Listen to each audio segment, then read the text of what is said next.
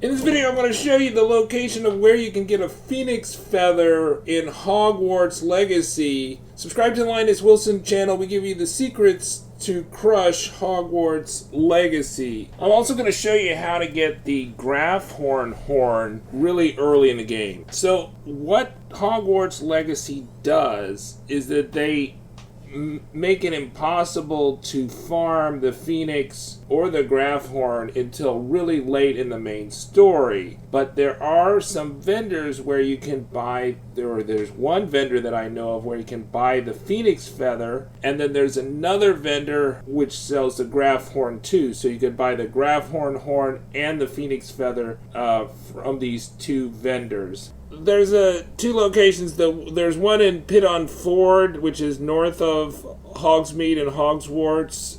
There's this Indira Wolf that sells both the Graphhorn horn and the Phoenix feather. But the vendor who gives the quest, The Thief in the Night, in Irondale, which is south of Hogwarts, in the southern part of the map, but not in the far south, he sells the Phoenix feather. And so you can buy the Phoenix feather and the Graphhorn horn, which allows you to do the final upgrade for your offensive and defensive stats. So the Phoenix feather allows you to do the final upgrade for the defensive stats, so you get 36 defensive on 3 items, and the Graphhorn horn allows you to get 36 offensive additional on all your legendary items. And that, along with the other beasts that you're going to get when you get the Elf, the Nabsack, and the Loom, will allow you to do the maximum upgrade to your legendary gear, right? If you're having trouble finding legendary gear, I would just say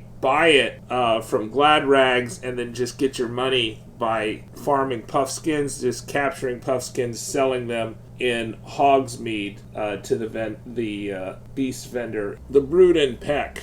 So probably the first thing you're going to ask me is, like, how do I reset the shops? You merely touch the map, right? So you go to the map, and then on the console it's R3, and then select X if you're using PS5, PS4, although PS4 is not out at the time I'm recording this. But you can do it on PC or Xbox too. The controls are just slightly different. So you go to the map, you advance time 12 hours, do that 5 or 6 times, and the shopkeeper's inventory will reset. And that'll allow you to buy as many Phoenix feathers as you want and buy as many Graphhorn horns as you want. You know, each advanced time you could get 2 Graphhorn horns just from these 2 vendors and 1 Phoenix feather. You only need 3 Graphhorn horns and 3 Phoenix feathers to fully upgrade your gear if you got the vivariums going in your room of requirement and you've been farming those every 25 minutes to get all the other supplies, the other beast supplies, and those beasts are just on the map. So the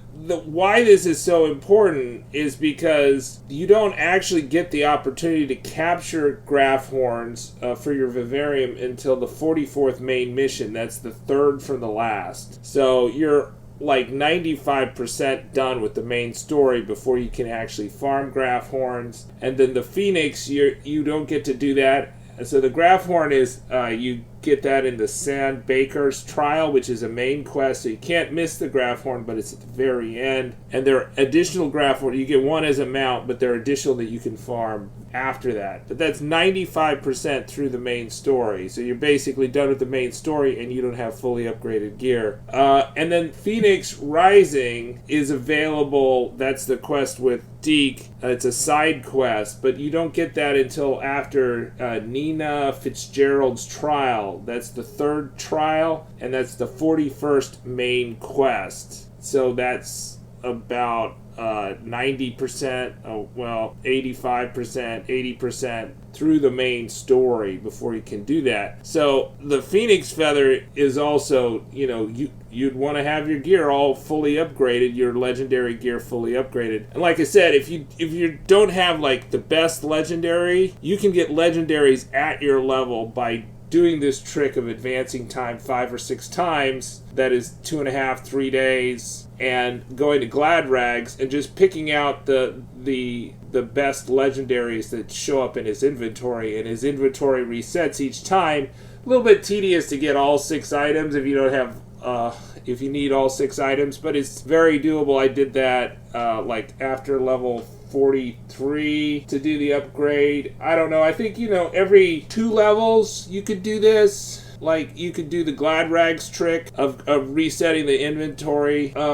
Because after a while, you just, you know, finding legendary chests gets a bit too hard if you didn't save a ton of legendaries. You could also re-roll legendary chests by saving and reloading. I have a video about that. The save's coming, the legendary chests. But it's probably just easier at the end. Just loot everything and then go to Gladrags. And, you know, Gladrags is not that expensive if you're farming Puffskin. There's so many Puffskin dens. Puffskins are so easy to get. You get 120 gold each. So you really shouldn't have any money problems after you hit Elf Nabsack and the Loom. And that's the quest that's going to open up the vivariums and also the Loom upgrades. Subscribe to the Linus Wilson channel. We give you the secrets to crush Hogwarts Legacy. Good luck, witches and wizards.